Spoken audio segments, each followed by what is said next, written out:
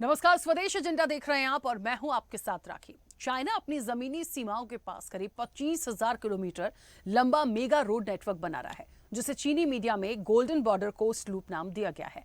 इस परियोजना का लक्ष्य 2030 तक इसे पूरा करना है और इसका मुख्य हिस्सा करीब 10,000 किलोमीटर लंबा G219 हाईवे है, जो भारत समेत 14 देशों, जिसमें वियतनाम की बात करिए, लाओस करिए, म्यांमार है, भूटान, नेपाल, पाकिस्तान, अफगानिस्तान, किर्गिस्तान, कजाकिस्तान, रूस की सीमाओं के पास से गुजरता है। और इस विशाल सड़क नेटवर्क और बुनियादी ढांचे के जरिए चीन की पीपल्स लिबरेशन आर्मी यानी PLA को दूर दराज और पहाड़ी इलाकों में अपनी सेना, भारी सैन्य उपकरणों या रसद को तेजी से तैनात करने में मदद मिलेगी। भारत और अन्य पड़ोसी देशों की सीमाओं के पास इस तरह के दोहरे उपयोग यानी आर्थिक और सैन्य नजरिए से यदि समझें तो इस पूरे मार्ग के निर्माण से सामरिक चुनौतियां बढ़ रही हैं। चीन ने हालिया वर्षों में बॉर्डर के आसपास लगातार अपनी सड़क, पुल और सुरंगों को मजबूत किया है। भारत बॉर्डर पर उसके निर्माण खासतौर से चर्चा में आते रहे हैं और चीन अपनी जमीनी सीमाओं और समुद्र तटों के साथ एक बड़ा रोड लिंक बना रहा है। इस प्रोजेक्ट को इकोनॉमिक डेवलपमेंट, सोशल स्टेबिलिटी और नेशनल यूनिटी को बढ़ावा देने की कोशिश के तौर पर पेश किया गया है। इसमें 25,000 किलोमीटर से ज्यादा का रूट कई ऐसे इलाकों से होकर गुजरेगा जहां बड़ी एथनिक माइनॉरिटी आबादी है। साथ ही ये भारत की सीमा के पास से भी निकलेगा। ये एक बड़ा प्रोजेक्ट है, लेकिन जियोपॉलिटिकल और इकोलॉजिकल रिस्क पैदा करता है। इस प्रोजेक्ट में खासतौर से भारतीय सीमा के आसपास के इलाके मुश्किल का सबब बन सकते हैं। जुलाई में चीन की ट्रांसपोर्ट मिनिस्ट्री ने इसके लिए 5 साल का ब्लूप्रिंट जारी किया है और उसमें बताया गया है कि इस रिंग रोड के 3 सेक्शन होंगे। चीन और भारत के बीच रिश्तों में बॉर्डर विवाद लगातार बना है और भारत खासतौर से G219 हाईवे को चिंता की नजर से देखता है। अब देखिए, इस पूरे मामले में यह भी समझिए कि 2024 में विवादित बॉर्डर इलाकों में हो रहे रोड अपग्रेड और एक्सटेंशन का विरोध किया था, जो G219 प्रोजेक्ट की तैयारी का हिस्सा था। तो बॉर्डर विवाद हमेशा से रहा। हमें यह भी समझना पड़ेगा कि भारत के एनवायरमेंट प्रोटेक्शन पर भी इसकी चिंता है। और सबसे बड़ी बात यह भी है, ओवरऑल सिनेरियो जब भी चाइना का नाम आएगा, बहुत सारी चीज़ों को समझना पड़ता है। दूसरा इंपॉर्टेंट पहलू ये भी है कि इन सब के बीच में ये जो एक लंबा मेगा रोड नेटवर्क प्लान है, भारत को कितना नुकसान। ऐसा नहीं है कि भारत कुछ नहीं कर रहा है। भारत भी कहीं ना कहीं इसके पूरे जवाब में हिमालयी क्षेत्रों में अपनी सीमाई जो सड़कें हैं, जो सुरंग हैं, जो एयर स्ट्रिप्स हैं, उनका तेज़ी से विकास कर रहा है। तो जवाब देने के लिए हमेशा से तत्पर है। लेकिन ये जो स्ट्रेटेजी चाइना की है, जो 14 देशों का एक जिक्र है, इसको एक घेराबंदी के रूप में आप मैप के नज़रिए से यदि हम समझें तो जो जिस तरीके का ये कॉरिडोर एक बनने की पूरी तैयारी है, एक बड़ा रोड प्लान है, ये दिखाता है कि बहुत सारी चीज़ों को कवर अप करने की कोशिश है।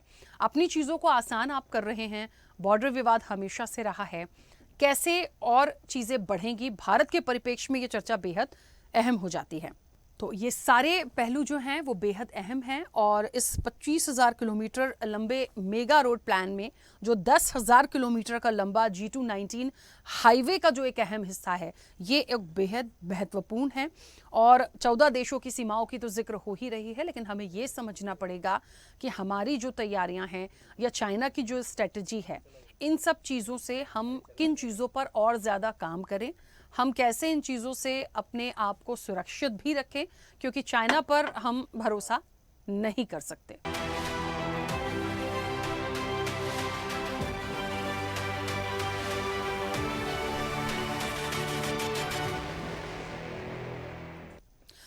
चलिए, तो अब इसी पर हम चर्चा को भी आगे बढ़ाएंगे। तमाम मेहमान हमारे साथ जुड़े हैं और समझने की कोशिश करेंगे कि अगर भारत के परिप्रेक्ष्य में हम कितना बेहतर इस चीज़ को समझें, क्या और अच्छा किया जा सकता है। ऐसा नहीं है कि भारत कुछ नहीं कर रहा है, उसके भी अपने प्लान्स हैं, वो भी सारी चीज़ों को काम कर रहा है। और देखिए, एक छोटा सा सब्जेक्ट नहीं है कि कहीं पे कोई एक कॉरिडोर बन रहा है या एक रोड प्लान है तो उस पर कोई भी एक टिप्पणी कर दी जाए। बहुत डेप्थ में जाके समझने की ज़रूरत है इस विषय को। और सिर्फ भारत की बात नहीं है ना, बाकी के जो बाकी देश हैं उनका भी जिक्र है, क्योंकि हम भारत के परिप्रेक्ष्य में ज़्यादा कंसर्न हो जाते हैं जब चाइना का नाम आता है, तो उस परिप्रेक्ष्य में ये चर्चा बेहद अहम हो जाती है। चर्चा पर चलेंगे, मेहमान जुड़े हैं। सबसे पहले आपका परिचय करा दें। भारतीय जनता पार्टी से हमारे साथ संदीप वर्मा जी हैं। संदीप जी, बहुत स्वागत चर्चा में जुड़ने के लिए। कांग्रेस का पक्ष रखेंगे पवन डोंगरे, अब से कुछ देर में हमारे साथ जुड़ेंगे, उनका भी स्वागत है। विदेश मामलों की जानकार हैं शारदा दीक्षित। शारदा जी, आपका भी बहुत स्वागत है। आर्थिक मामलों की जानकार हैं पिंकी श्रीवास्तव। पिंकी जी, आपका भी बहुत स्वागत है, अब से कुछ देर में हमारे साथ कनेक्ट होंगी। रक्षा विशेषज्ञ हैं retired major doctor Mohammad Ali Shah, आपका भी बहुत स्वागत है। मैं चर्चा की शुरुआत सबसे पहले शारदा मैम आपसे करूंगी। मुझे सुन पा रही हैं? हाँ हाँ, सुन पा रहे हैं राखी जी। मैम, ये चाइना का जो 25,000 किलोमीटर का मेगा रोड प्लान है, इसमें से जो 10,000 किलोमीटर की बात हो रही है, जो G219 हाईवे का एक अहम हिस्सा है, और इसी के इर्द गिर्द जो एक पूरी प्लानिंग की जा रही है, जिसमें भारत की भी एक लाइन का जिक्र है, बॉर्डर का जिक्र है। थोड़ा सा इसको समझने की ज़रूरत है। ऐसा नहीं है कि भारत अपनी तरफ से कोई तैयारी नहीं करता, लेकिन चाइना की स्ट्रैटेजी को समझने की ज़रूरत है भारत के परिप्रेक्ष्य में। कितना सही है, कितना गलत है, क्या बेहतर हो सकता है? सभी दर्शकों को और पैनलिस्ट को नमस्कार। असल में राखी जी, ये गंभीर विषय तो है, क्योंकि चाइना जिस तरीके से भारत के चारों तरफ अपना दायरा बढ़ाता जा रहा है, जिस तरीके से चाइना ने अभी तक भारत के बहुत सारे इलाके पर अपना अधिकार भी, जैसा कि सुनने में आता है, जैसे 4,000 किलोमीटर के दायरे में उसने अपनी गश्त बढ़ा दी है। हम्म। और जिस तरीके से सोनम वांगचुक जी ने भी इस पर बात की है, और भी संसद में भी इस पर सवाल उठे हैं। और उसके बाद अब ये जो कॉरिडोर बनाने की, जो इतना लंबा चौड़ा 1200 किलोमीटर का एक रास्ता बनाने की बात है, ये सचमुच में भारत के लिए चिंता का विषय तो है ही, क्योंकि हम इससे आंख बंद नहीं कर सकते। जिस तरह का चाइना का इतिहास रहा है और जिस तरीके से भारत चाइना के रिश्ते आर्थिक आधार पर तो चाइना के बेनिफिट के तो है ही है, लेकिन भारत को उससे कितना बेनिफिट होगा और कितना हुआ है अभी तक, और भारत ने उससे क्या लाभ उठाया है, ये तो विचारणीय विषय है। भारत अपने लिए वहां पर अपने भी रोड बनाने का प्रयास कर रहा है, ये एक बात है। लेकिन टेक्नोलॉजिकली वहां के रोड तो 100 सालों के लिए बनते हैं, और हमारे रोड तो आज बनते हैं, कल उसमें गड्ढे निकल आते हैं एक बारिश से। तो कुल मिलाकर चिंता का विषय है कि हम केवल अपने चारों तरफ, देखिए एक ना बेसिक डिफरेंस तो है ही है, हम अपने तीर्थों के लिए रास्ते बनाने में लगे हुए हैं। हम अपने देश के अंदर चीजों को इस तरीके से हैंडल कर रहे हैं कि उनसे कोई अंतरराष्ट्रीय स्तर पर हमारी ताकत एस्टेब्लिश हो रही है, या हमारा कोई बहुत रुतबा बढ़ रहा है, ऐसा देखने में आ नहीं रहा है। और इसी का परिणाम ये है कि हमारे पड़ोसी, छोटे छोटे पड़ोसी भी अब हमें उस तरीके से रिस्पेक्टफुली नहीं देखते जैसे कि देखा करते थे। एक एरिया में सार्क का चाहे ग्रुप था, चाहे वो आसियान कंट्रीज थे, चाहे वो हमारे आसपास के देश थे, उन सब देशों को आज चाइना ने अपने बलबूते और अपनी सहायता के दम पर आज उन सबको अपनी तरफ झुका लिया है। और हम अपने लिए अब ये ढूंढ रहे हैं कि भाई ये रास्ता अगर बनता है, ये सड़क अगर इतना हमारे एरिया को इफेक्ट करती है, तो हम उसका क्या उपाय ढूंढे। तो ये एक समझने की और चिंता का विषय है। ये ऐसा ही नॉर्मल बात नहीं है, दूसरे देशों के लिए वो विषय इतना गंभीर नहीं हो सकता, क्योंकि जो छोटे छोटे देश हैं उनका रुतबा भारत जैसा नहीं है। भारत का अपना एक रुतबा है, एक साख है, और ये आज से नहीं, ये प्राचीन काल से लेकर आजादी के बाद के वर्षों तक रही है। लेकिन अब अगर हमने उसको संभाला नहीं, अगर हमने उसको तवज्जो नहीं दी, उसको लेकर हमने काम नहीं किया उस साख को सुधारने के लिए, और हम अगर अपने छोटे छोटे अंदरूनी मसलों को लेकर इतने उलझ जाए कि हमारे चारों तरफ का जो हमें एक अपना बना के रखना चाहिए था, वो सब हम नहीं कर पाए, तो ये एक चिंतनीय विषय है। ठीक तो है मैम। अगर देश की सरकार, प्रधानमंत्री जी ये चाहते हैं कि चीन के साथ केवल हमारा हम उसका एक बाजार बने रहें, हम आंख में आंख डालकर बात ना कर पाए, लाल आंखें ना दिखा पाए। लाल आंखें दिखाने की बात आई थी ना, कि लाल आंखें दिखानी चाहिए, वो लाल आंखें ना दिखाकर आंख में आंख डालकर बात ना करके हम केवल उसके बाजार के रूप में ज्यादा से ज्यादा प्रोडक्ट उसके हम कंज्यूम करने वाली एक बाजार बन गए हैं। और राखी से लेकर और मांझा से लेकर और वो सब चीजें जो भारत में लोगों को रोजगार दे सकती है, एक एक मैन्युफैक्चरिंग हब बन सकता था, वो नहीं हो पाया। और उसी का परिणाम ये है कि हमारे बच्चे बेरोजगारी के दंश को झेल रहे हैं और गाहे बगाहे देश के अंदर के इस व्यवस्था को संभालने में ही ताकत लग जा रही है। और जो बाहर से होने वाली जो हमारी चिंताएं हैं, बाहरी संबंधों को जो संभालने की चिंताएं हैं, वो गौण हो गई। और अगर इस पर जरूरी ध्यान देने लायक स्थिति हमारी नहीं बन पाई, जो हमने उसको नेग्लेक्ट किया, तो हो सकता है आने वाले समय में और चिंताएं हमारे सामने खड़ी हो जाएं, ठीक है। क्योंकि ये कोई मामूली बात नहीं है। क्योंकि दूसरी तरफ हम झुक रहे हैं अमेरिका के आगे, अमेरिका को भी दोस्त नहीं बना पाए हैं, और चीन के तो दोस्त कभी हम थे नहीं। और चीन का अगर देखा जाए तो कोरोना पीरियड में भी ये कहा गया कि भाई कोई गुस्सा है ना गुस्सा है, लोग मरते रहते हैं, हमारी एरिया में वो एंट्री करते रहते हैं, और उसके बावजूद भी हम चाइना का च बोलने में भी हमें झिझक होती है। और हमारे विदेश मंत्री कहते हैं कि इतनी बड़ी इकोनॉमी से टक्कर लेना कोई मामूली बात नहीं है।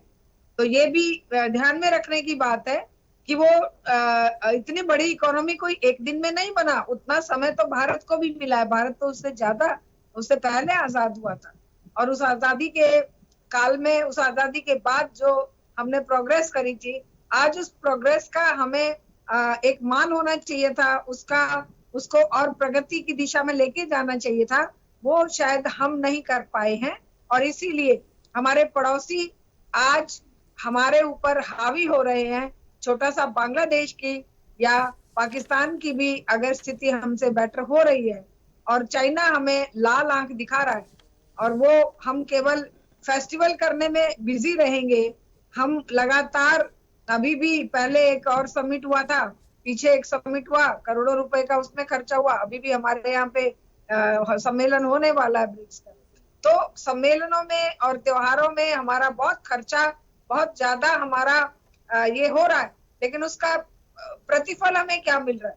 ठीक है मैम। प्रतिफल हमें मिलना चाहिए था, जो कि नहीं मिला है। और उसके लिए शायद हमारे अंदरूनी राजनीति जिम्मेदार है, क्योंकि हम ना अंदर से संभाल पा रहे हैं, ना बाहर से संभाल पा रहे हैं। और जो जिस तरीके से बाहर की हमारी घेराबंदी हो रही है, उस पर चिंता करने की सभी को जरूरत है। ठीक है मैम, जल्दी से वापस आऊंगी। पवन जी मुझे सुन पा रहे हैं? जी हाँ राखी जी, क्लियर आवाज आ रही है आपकी। पवन जी देखिए, ये एक ना सबसे ज्यादा मुझे लग रहा है चीन का जो 25,000 किलोमीटर का मेगा रोड प्लान है, ये प्लान तो ठीक है, चाइना का प्लान है, कोई दिक्कत नहीं, आप करिए। लेकिन इसमें जो 10,000 किलोमीटर का G219 हाईवे का जो अहम हिस्सा है, जिसमें भारत के साथ साथ बाकी कंट्रीज का भी जिक्र किया गया है, इसको ऐसे समझने की कोशिश है कि ये अपनी जो रिंग रोड बना रहा है, इसको 3 हिस्सों में डिवाइड किया है। अब इसके फर्स्ट हिस्से में जो 10,000 किलोमीटर की बात हो रही है, सारी चीजें बहुत इजी गोइंग में होंगी, क्योंकि वो एक नक्शे के अकॉर्डिंग, जितना मैंने आज समझा देखा है, एक ऐसा लगता है ना जैसे किसी चीज की घेराबंदी है, आप अपनी सारी चीजों को बहुत आसान पहुंच बनाने की कोशिश कर रहे हैं। तो इस नजरिए से यदि हम देखें तो ऐसा नहीं है कि हम हाथ पे हाथ धरे बैठे हैं। भारत की भी कुछ प्लानिंग्स है, वो भी अपने स्तर पे चीजों को करता है, लेकिन ये जो इंडिकेशंस आ रहे हैं, ये कितने नुकसानदायक हो सकते हैं, क्या बेहतर इसके लिए हो सकता है? राखी जी देखिए, चाइना के बारे में अगर कोई बात करे तो जैसा चाइना कहता है कि हिंदी चीनी भाई भाई, मगर अंदर से हमारे लिए है वो कसाई। ये बात तो कभी भी झुटलाई नहीं जा सकती है कि पाकिस्तान और चाइना ये अपनी फितरत कभी नहीं बदलेंगे। ना चाइनीज अपनी फितरत बदलेंगे, ना पाकिस्तानी अपनी फितरत बदलेंगे। इनके साथ में आप चाहे कोई भी ट्रेड कर लीजिए, चाहे आप इनको कोई बेनिफिट करा दीजिए, चाहे आप बहुत हम्बल रह के कोई चीज कीजिए, ये इनका बिच्छू की तरह लोग है। ये इंडिया को डंक मारने ही वाले हैं। इंडिया के साथ में कोई भी अगर ये करार करते हैं तो उसमें इंडियंस को ये तकलीफ देने ही वाले हैं। वैसा ही ये जो रोड वो भी बन रहा है, मैं आपको बताता हूं, इसमें उनकी नीति बहुत पक्की रहेगी। उन्होंने आगे का इसमें सोच के रखा होगा कि क्या करना है उनको, और ये सारी चीजें सोच के वो उसको एग्जीक्यूट कर रहे हैं। आप देख लीजिए कि इनका हमेशा इंटेंशन इंडिया को नुकसान देने का रहा है, जबकि सबसे ज्यादा बिजनेस चाइनीज को अगर वर्ल्ड में कोई देता है तो इंडियंस देते हैं। आज जितना उनका सामग्री हम खरीदते हैं, जो उनकी चीजें हम खरीदते हैं, वो इतनी बड़ी तादाद में हम खरीदते हैं कि अगर इंडिया ने वो सामान खरीदना बंद भी कर दिया, उनको व्यापार देना बंद कर दिया, तो बहुत बड़ा आर्थिक नुकसान चाइना को पड़ने वाला है। इतना सब रहने के बाद में भी चाइनीज इंडियंस को कहीं ना कहीं अपना राइवलरी मानते हैं, कहीं ना कहीं हमको नुकसान देते हैं, घुसपैठ करने की कोशिश करते हैं। और इतिहास गवाह रहा है कि पुराने टाइम से लेके आज तक ये लोगों ने हमको नुकसान ही दिया है।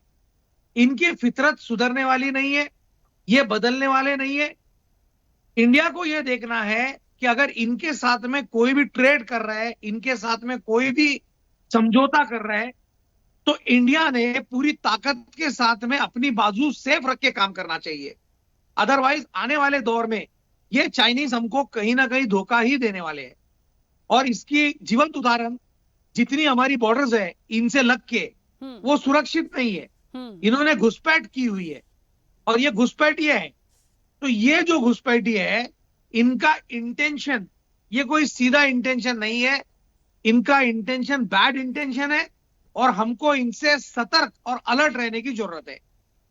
ठीक है पवन जी, जल्दी से वापस आऊंगी। ठीक है शारदा मैम, एक बार फिर से आप ही की तरफ लौट रही हूँ। मैम मुझे ऐसा लग रहा है यहाँ पे जो वियतनाम का जिक्र हो रहा है, भारत, भूटान, नेपाल, पाकिस्तान, अफगानिस्तान, ये जो एक चेन बताई जा रही है, मतलब इस कॉरिडोर को हम समझे 10,000 किलोमीटर के इस रास्ते को हम समझने की कोशिश करें, ये ऐसे इसको मैं समझ रही हूँ कि बहुत आसानी से ना चीज़ों को ऐसे एक मैप के माध्यम से ऐसे चीज़ें गई हैं, जैसे होता है ना कि एक पूरे एरिया को कवर करा।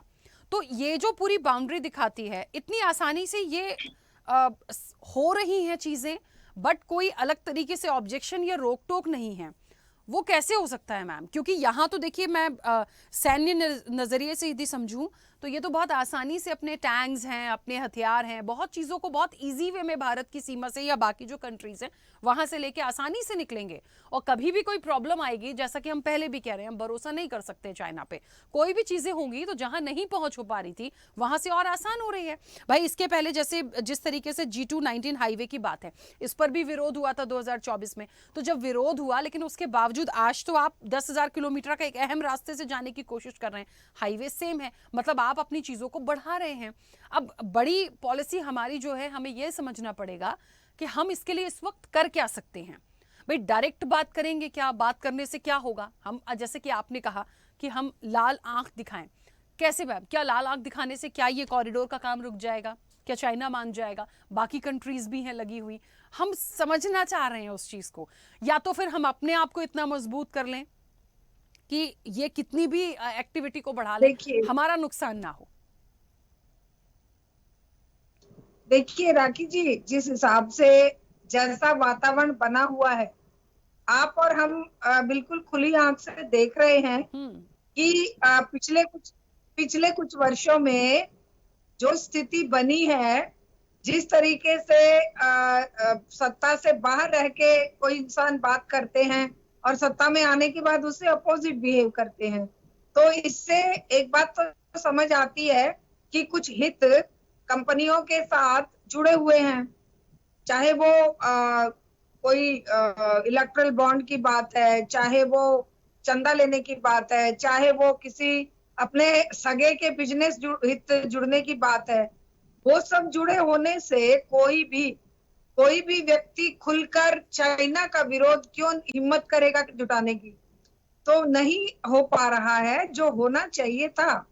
दो बातें होनी चाहिए थी कि कड़े शब्दों में उसका विरोध, जो हमारे साथ, चाहे वो हमारे पेट्रोलिंग एरिया में उनकी पहुंच, रीच को बढ़ाने की बात है, चाहे वो हमारे आस पड़ोस में अपने अड्डे बनाने की बात है, क्योंकि हमने तो वो भी उनको वॉक अवे दे दिया ना।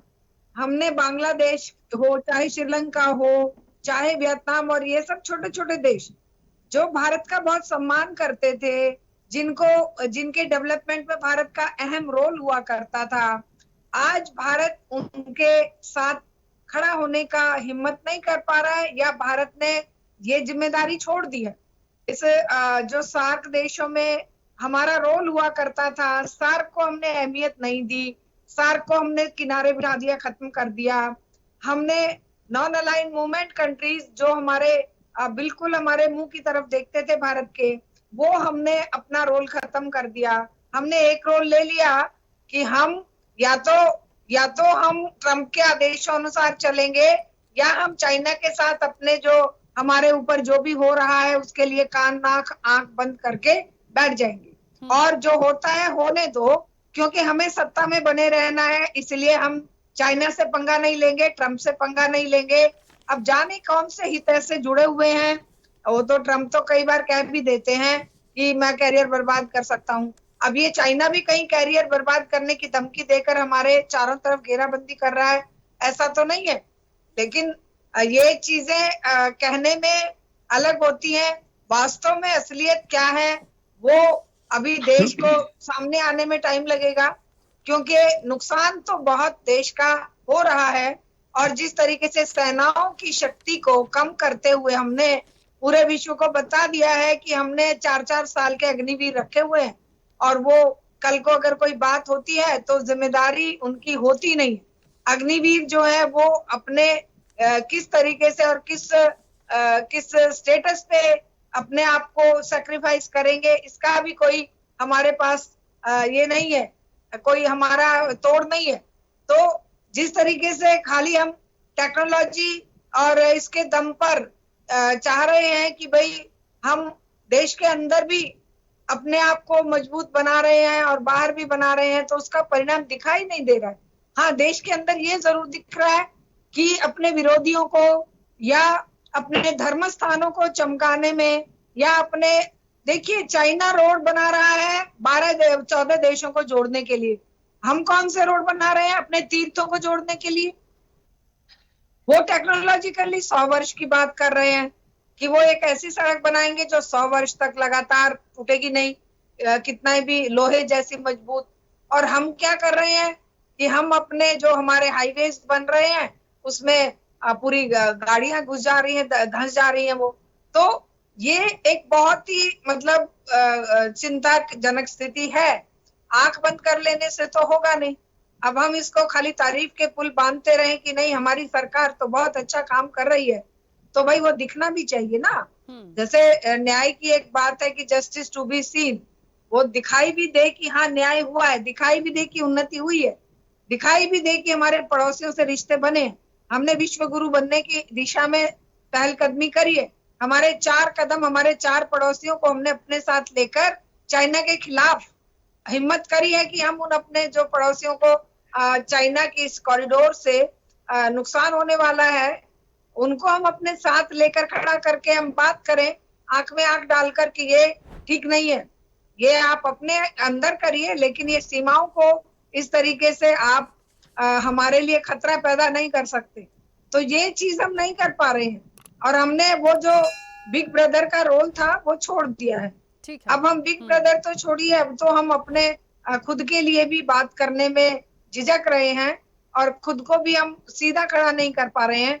हमारी रीढ़ कहीं ना कहीं किसी ना किसी दबाव में झुक गई है। तो ये चिंताजनक स्थिति अब नहीं होनी चाहिए। एक भारत जैसे देश के 140 करोड़ आबादी वाला देश, युवाओं वाला देश, जिसके युवा संसार में सबसे बड़ी जनसंख्या होते हुए भी 8-10 करोड़ युवा ऐसे हैं जो बेचारे ना रोजगार में है, ना वो कहीं पढ़ाई में है, वो केवल अपने टाइम पास कर रहे हैं। तो ये तो हमें देखने की बात है कि हमारा देश किस दिशा में जा रहा है, और आसपास के देश किस तरीके से उस स्थिति का लाभ उठाने के लिए लालायित है, और लगातार लाभ उनको हो भी रहा है। चाहे वो चाइना है, और चाहे ये जो पिद्दी ना पिद्दी का शोरबा छोटे छोटे देश, पाकिस्तान, बांग्लादेश, मलेशिया, इंडोनेशिया जैसे छोटे छोटे देशों को भी हम अपने साथ जोड़कर रखने में सक्षम नहीं हो पा रहे। तो ये एक चिंताजनक स्थिति होने के कारण हमें जैसे रोल निभाना चाहिए, वो रोल अगर हम नहीं निभा पाए तो आने वाली पीढ़ियां हमें माफ नहीं करेंगी। हम बार बार 1962 की कहानी कहते हैं कि 1962 में नेहरू ने ये किया, उसने ये किया, वो नहीं, वो कहानी हम छोड़ के आज की कहानी कहने के लिए आने वाली पीढ़ियां हमें बोला करेंगी। ठीक है मैम। जी, राखी जी। हाँ जी। हाँ, संदीप जी कनेक्ट हो गए हैं प्रॉपर? जी हाँ, ठीक जी है। जी बिल्कुल कनेक्ट हो गया। ठीक है। संदीप जी, क्योंकि चर्चा हो रही है चीन के 25,000 किलोमीटर मेगा रोड प्लान की। अब वो प्लान अपना बनाए, जैसे जी। कि शारदा मैम भी कह रही थी, चाइना को जो करना है वो करे, अपने हिसाब से अपनी चीजों को करे, लेकिन ये जो 10,000 किलोमीटर का G219 हाईवे का एक अहम हिस्सा है, जिसमें भारत के साथ साथ बाकी जो कंट्रीज की जो सीमाओं को लिया गया है, 14 देशों का। एक जी तरीके से उसको समझने जी की जी जी कोशिश करें। और मैप जितना मैंने देखा, ऐसा लगता है जैसे पूरी घेराबंदी कर रखी जी है। क्यों आप अपनी उन चीजों को बहुत आसान कर रहे हैं, है ना? और आपको फ्यूचर में भी यदि आपकी रोड्स अच्छी हो जाएंगी, तमाम चीजों की, भारत के परिप्रेक्ष्य में सवाल कर रही हूँ जो चिंता का एक विषय है, तो सारी चीजें बहुत इजी वे में आप वहां जी तक जी लेके जा सकते हैं, आ सकते हैं, कोई भी टैंक्स हैं, कोई भी हथियार हैं। तो आप क्या ये मजबूत करने की कोशिश कर रहे हैं फ्यूचर के लिए? और यदि ऐसा है तो मुझे लगता है भारत, मैं ये नहीं कह रही हूँ कि इसको भांप नहीं रहा, बिल्कुल भांप रहा होगा, लेकिन इस वक्त जी क्या करने की जी जी जी। जरूरत है? राखी जी देखिए, मेरे हिसाब से सड़क सिर्फ सड़क नहीं है, ये राजनीतिक ताकत भी है। चीन जिस तरह से अपनी सीमाओं और संवेदनशील क्षेत्रों पर सड़क, सुरंग और पुल नेटवर्क इत्यादि कर रहा है, उससे नागरिकों के विकास के साथ साथ सैन्य उपयोग की संभावना को नजरअंदाज नहीं किया जा सकता, जहां तक मुझे लगता है। हम्म। और G219 पर भारत की विशेष नजर जरूरी है, और वो है भी। हमारी सरकार, मोदी सरकार इस पे हमेशा नजर बनाए हुए है। देखिए, हम उनकी अपनी जो आंतरिक जो उनकी कार्यप्रणाली है, उसमें हम ना तो हम उसे रोक सकते हैं, ना ही उस पर हम कोई ऐसी कार्रवाई कर सकते हैं। मगर हाँ, हमें अपने देश को देखते हुए, अपने राष्ट्र को देखते हुए इस पर हमेशा ध्यान रखने की जरूरत है। इसे चुनौती के रूप में लेने की जरूरत है कि कहीं ये हमारे खिलाफ या कोई ऐसी साजिश तो नहीं हो रही है। मगर चीन को भारत की क्षमता का अंदाजा है राखी जी, इसमें कोई दो राह नहीं है। आज भारतीय सेना दुर्गम हिमालयी क्षेत्रों पर तेजी से सैनिक और अन्य सामग्री पहुंचाने से पहले से अधिक सक्षम है। ऐसा नहीं है कि हमारे जो अपनी सेना है, हमारे जो सैनिक हैं, वो कोई भी किसी तरह से कसर है या कोई कमी है।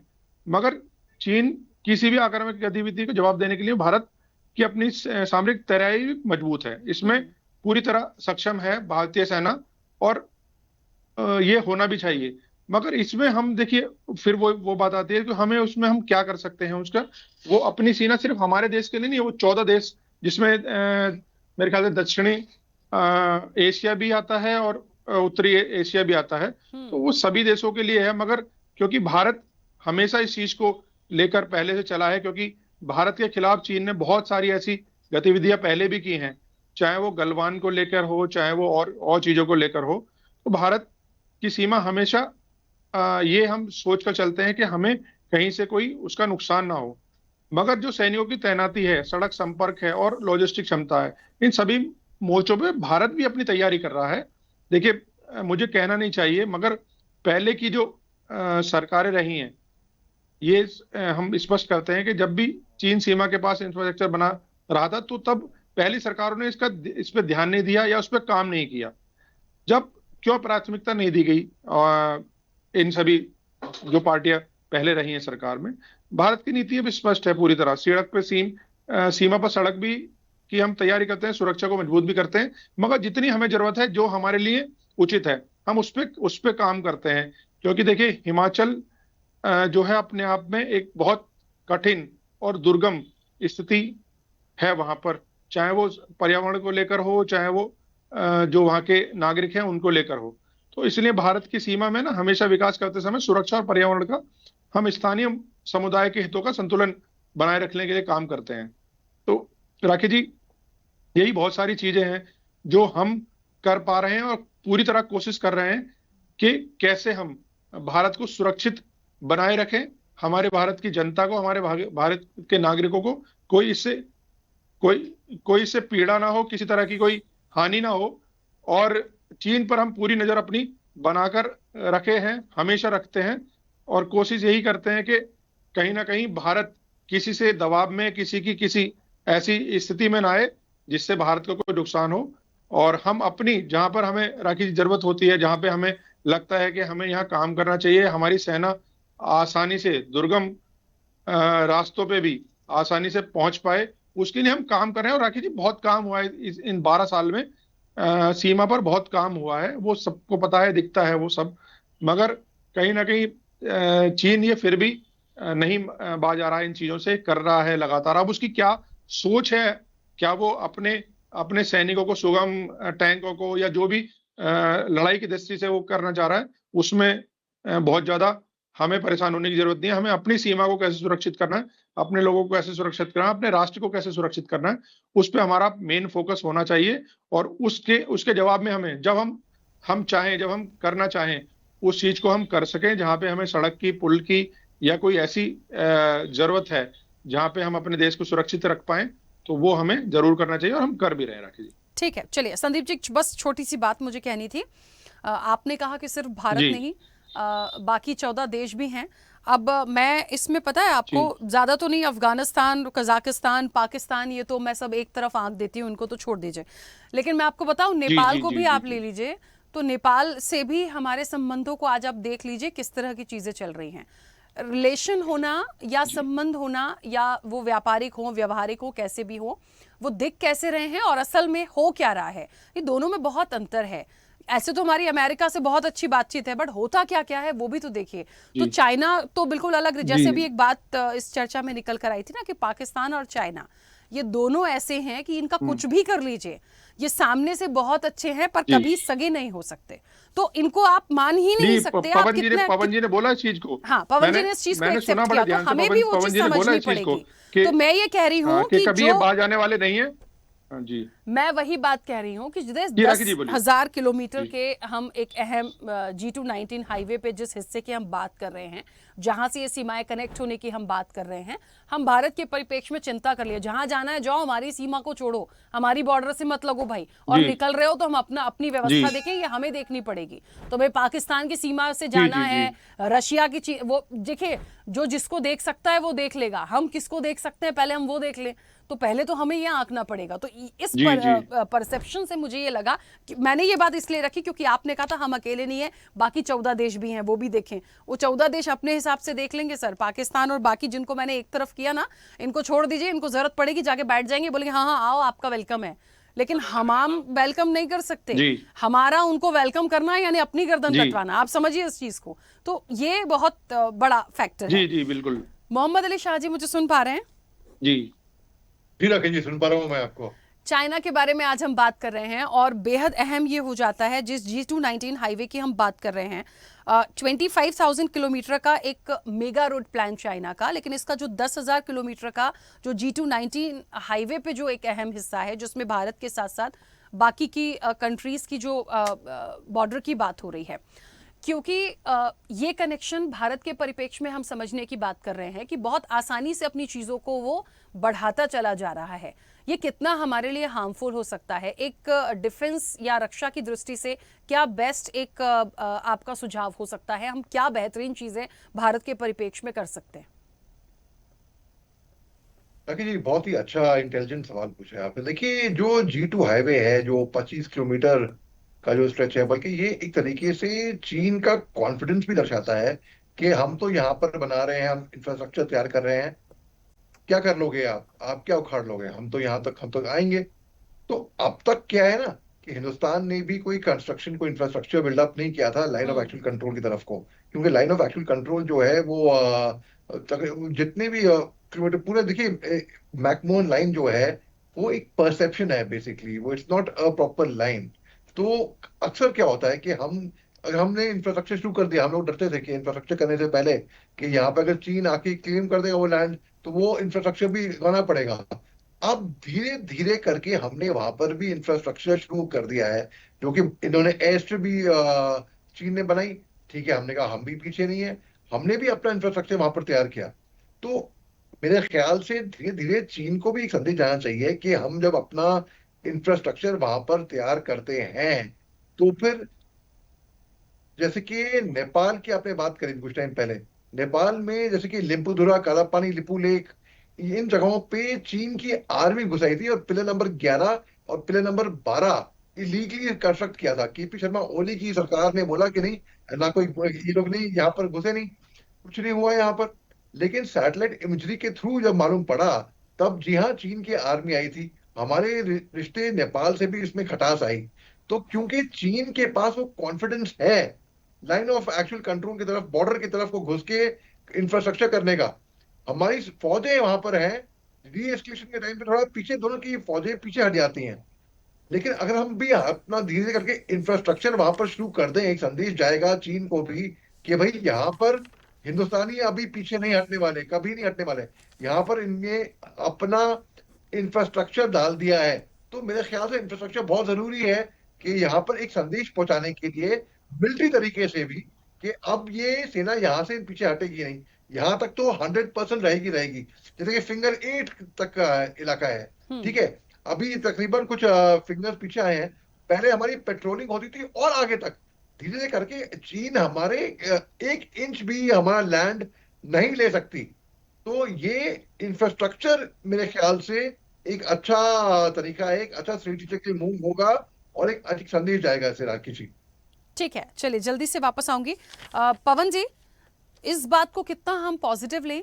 जैसे कि मोहम्मद अली शाह जी ने भी कहा, मैंने भी शुरुआत में एक चीज़ बोली थी कि बहुत सारी चीज़ों पर काम हो रहा है। ऐसा नहीं है कि हम सिर्फ देख रहे हैं, कोई आ रहा है हम उसको जाने दे रहे हैं। मैंने शुरुआत में भी इवन अपनी आज की इस चर्चा में कुछ पॉइंट्स भी जो चल रहे हैं स्क्रीन पे, उसमें ये मेंशन किया है कि चाहे सड़कें हों या सुरंग हों या एयर स्ट्रिप्स की बात हो रही है, हम भी इस पर अपना काम तो कर रहे हैं।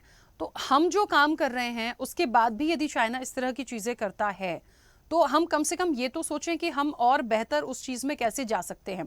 एक्चुअली में क्या होता है, हम हमेशा कम आंकने की कोशिश नहीं करते। चर्चा का माध्यम ये होता है कि और बेस्ट हम अपनी गवर्नमेंट से क्या हम एक उम्मीद करें, क्योंकि आप एक विपक्ष का पार्ट हैं और आप लोगों के सुझाव भी महत्वपूर्ण होते हैं। तो क्या एक बेहतर इन चीज़ों में डेवलपमेंट के लिए हो सकता है ताकि हम भी आपात स्थिति में निपटने के लिए मजबूती के साथ रहें? पहली बात तो उस रास्ते को आसान ना होने दें, मुझे तो यही लगता है। यदि कोई आ रहा है आप अपना देखिए, आप हमें छोड़िए, आप दूसरी लाइन से जाइए, इस तरफ से ना जाइए। यदि हम उसको रोक सकते हैं वेल एंड गुड है। राखी जी देखिए, देश की फितरत होती है, भारत की अपनी एक फितरत है। भारत कभी भी किसी भी व्यक्ति के बारे में बुरा नहीं सोचता।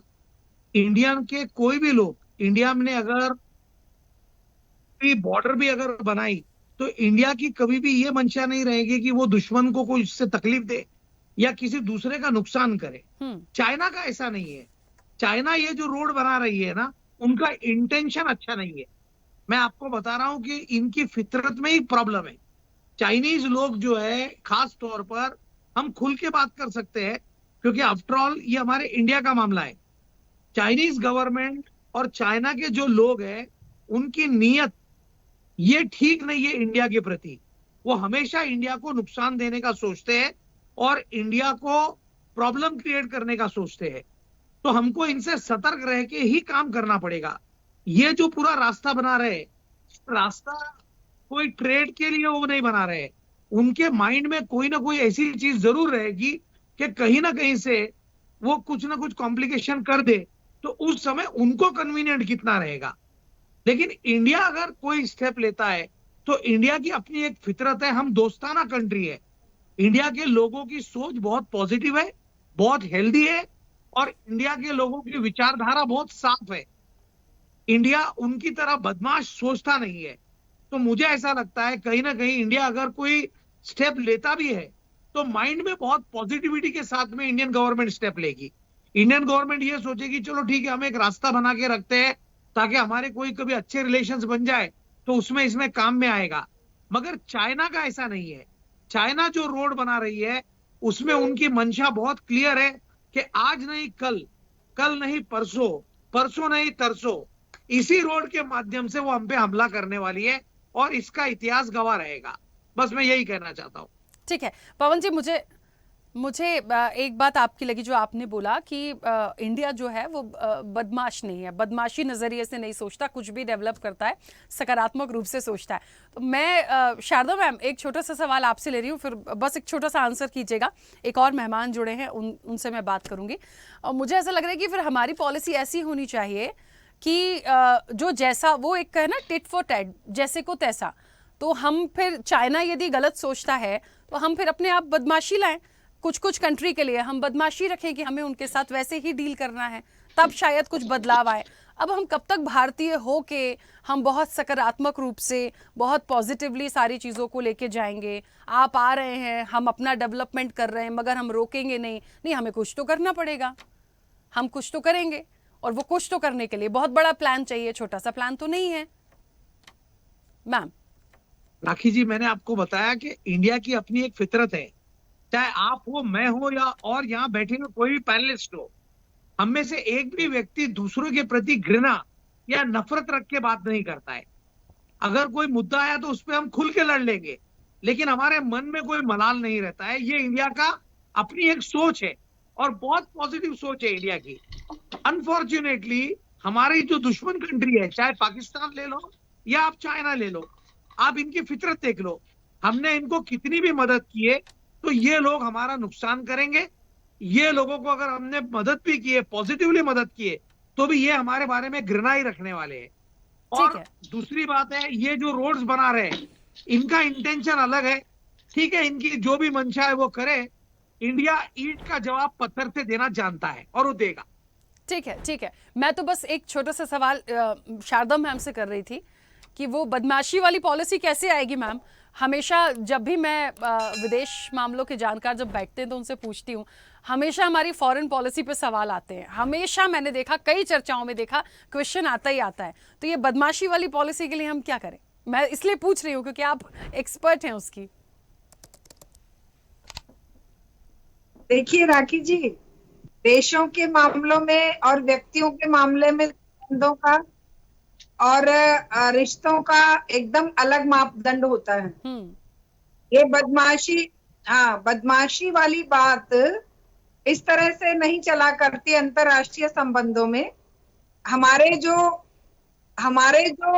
हित हैं उन्हें सर्वोपरि हम रखेंगे, और चाइना या पाकिस्तान के या यूएस के या रशिया के जो हित हैं वो सर्वोपरि रखेंगे।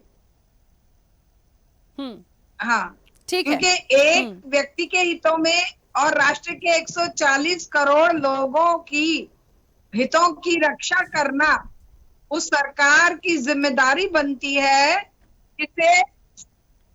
जिसे चुनकर उन्होंने बिठाया है अपने देश की सीमाओं की रक्षा के लिए। देश के अंदर अब ये उल्टा ना दिखाई देने लग जाए कि देश के अंदर तो बदमाशियां चले और सीमाओं पर हम शराफत दिखाएं। सीमाओं के मामले में हम बहुत शरीफ हैं जी, कोई हम पर कुछ भी करके जाए हम चुप रहते हैं जी। हम कहते हैं चाइना का चाबी बोलने में हम कहते हैं ना कोई घुसा है, ना घुसा था, ना घुसेगा, तो हमारी सीमाएं सुरक्षित हैं। तो ये एक विरोधाभास की बात है।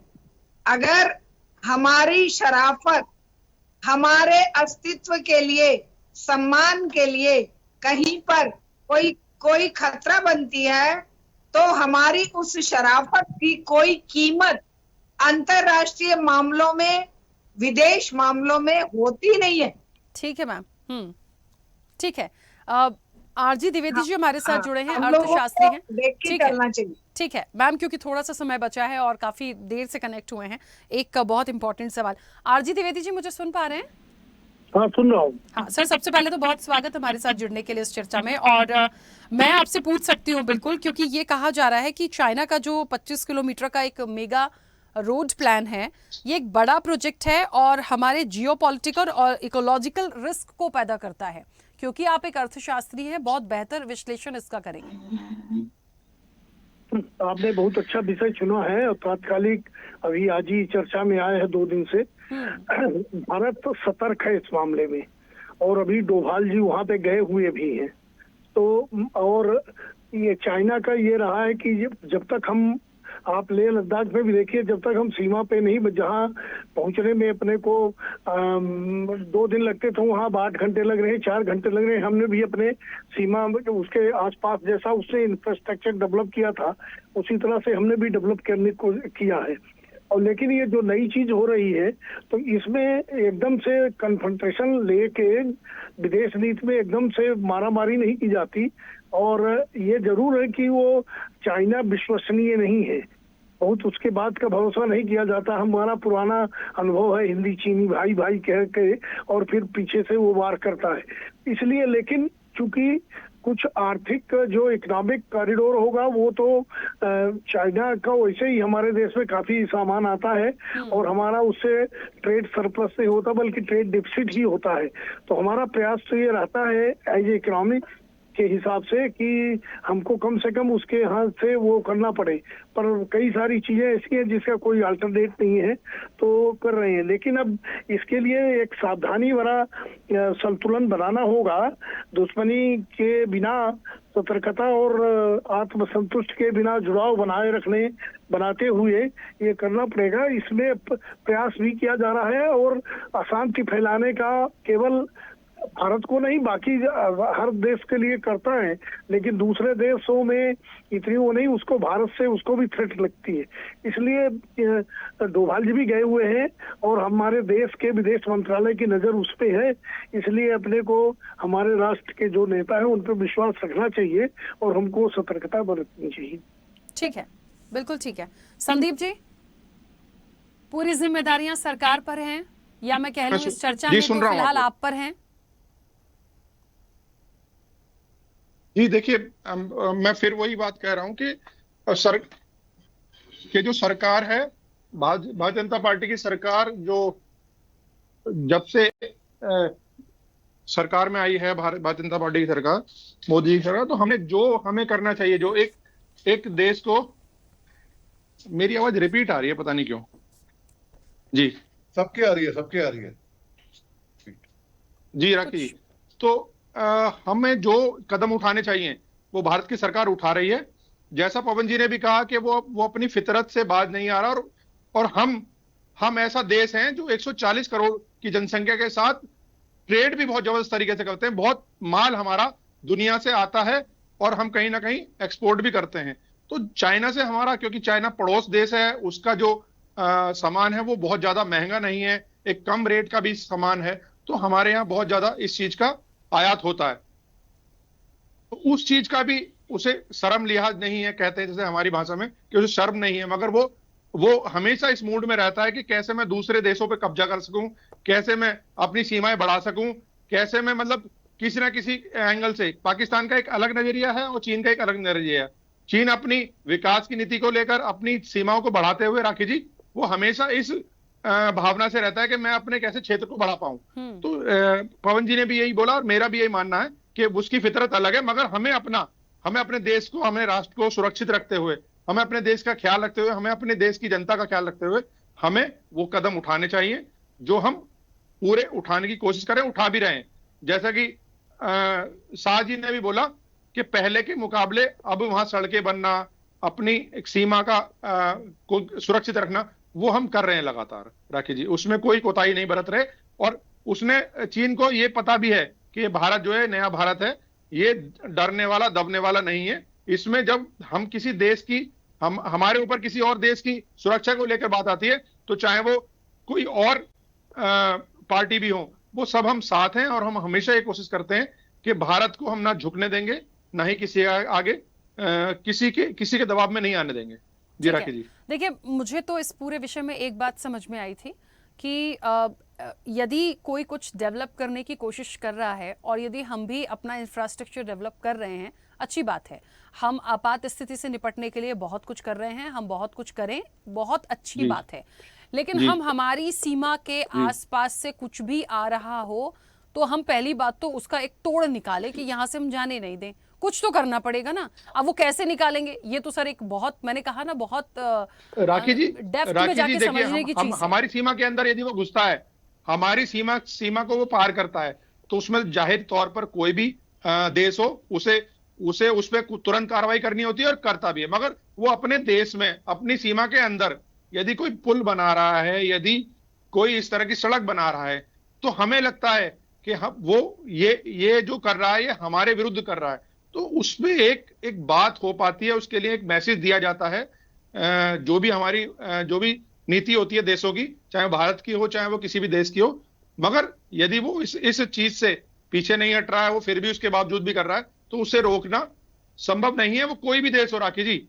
यदि हम भी अपने देश में कोई पुल बना रहे हैं, कोई सड़क बना रहे हैं, तो हम अपने क्षेत्र में बना रहे हैं। तो उसे कोई भी देश सिर्फ ये कह सकता है कि जी, या दुनिया में विश्व पटल पर रख सकता है कि ये जो देश है ये हमारे लिए ये नीति जो बना रहा है नुकसान करने के लिए बना रहा है, मगर उसमें कोई उसे रोक नहीं सकता। तो मगर उसका जवाब यही है कि जैसे जैसे अभी बोला टिट फॉर टैट, आपने बोला शायद, हाँ, तो मैंने ही बोला। उसके आधार पर हम अपने देश की सुरक्षा कैसे करें, चाहे वहां पे हम पुल बनाएं, सड़क बनाएं, रेलवे लाइन बनाएं, या जो भी संभव हो बनाएं, या फिर हम अपनी सेना को इतनी मजबूती से वहां रखें कि उसका आना जाना देश के विभिन्न इलाकों से संभव हो पाए, और हम भी, हमारी सेना कहीं से भी कहीं बहुत जल्दी मूव कर पाए। यही इसका मेन कारण होता है। अब वो किस दृष्टि से चीन ये 10,000 किलोमीटर की सड़क बना रहा है या 10,000 किलोमीटर का लंबा सिस्टम बना रहा है, वो उसका सोच है, उसमें हम बहुत ज्यादा इंटरफेयर नहीं कर सकते राखी जी। ठीक है, हम अपनी सुरक्षा देखें, हमारे को तकलीफ नहीं होनी चाहिए, बात इतनी सी है। और इधर तकलीफ होगी तो फिर बहुत कुछ कहना और करना भी पड़ेगा, क्योंकि भारत की बात जब आती है और इस तरह की चीज़ें आती हैं तो जितना हम समझ पाते हैं उतनी बात तो हम बिल्कुल बेबाकी से रखते हैं। मोहम्मद अली शाह जी कुछ कहना चाहते हैं, प्लीज जल्दी से अपनी बात रखिए। Sharda ma'am, 1 second. जी हाँ राखी जी, मैं ये कह रहा हूँ कि आपके माध्यम से आप बड़ा अच्छा काम कर रहे हैं। आप लोग कम से कम ये बातें तो कहीं ना कहीं असर डालेंगी, कहीं ना कहीं कोई सुनेगा, कहीं ना कहीं तो ये फर्क इस बूंद बूंद से घड़ा बढ़ता है। तो बिल्कुल जो इंफ्रास्ट्रक्चर कंस्ट्रक्शन है, हम जैसे कि आपको एग्जाम्पल देता हूं मैं अभी सरल भाषा में ताकि हर कोई समझ ले।